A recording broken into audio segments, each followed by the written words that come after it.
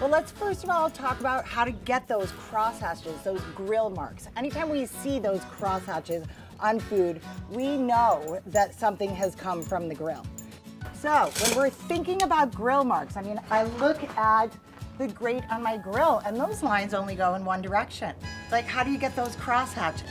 So I'm gonna take you right back to driver's ed in high school.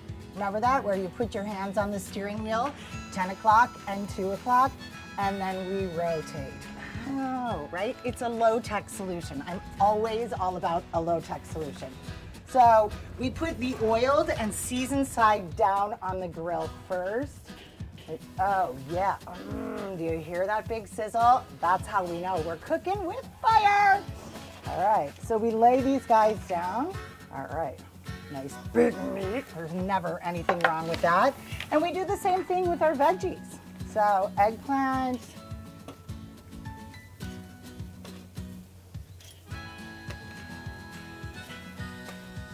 So veggies and stuff don't take that long to do. So you can do these right over a direct heat on your grill.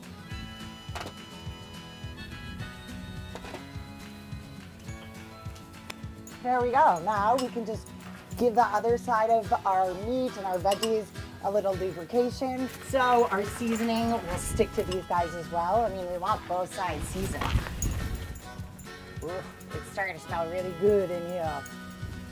All right, let's get out our high seasoning again.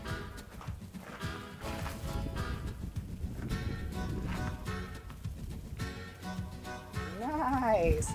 All right, so let's just take a little peek and see what we've got going on here. Oh, do I see some grill marks? Yes, I do. So then we just rotate 90 degrees, and then we'll get those beautiful crosshatches going on. So you want to give it a few minutes though, I mean, because we don't want to keep turning around, otherwise that will interrupt our beautiful grill marks.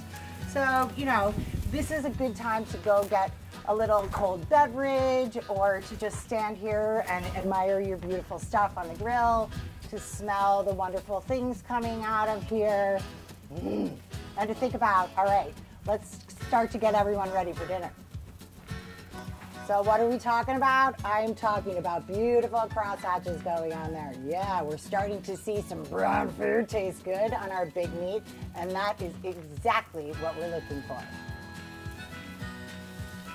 Oh yeah, baby. That's what I'm talking about, that beautiful caramelization. We start to smell the big meat juices. That looks like some grilled meat to me.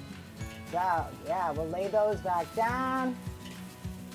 Tune in to BBQ Brawl for more tips, tricks, and of course, cookin' barbecue.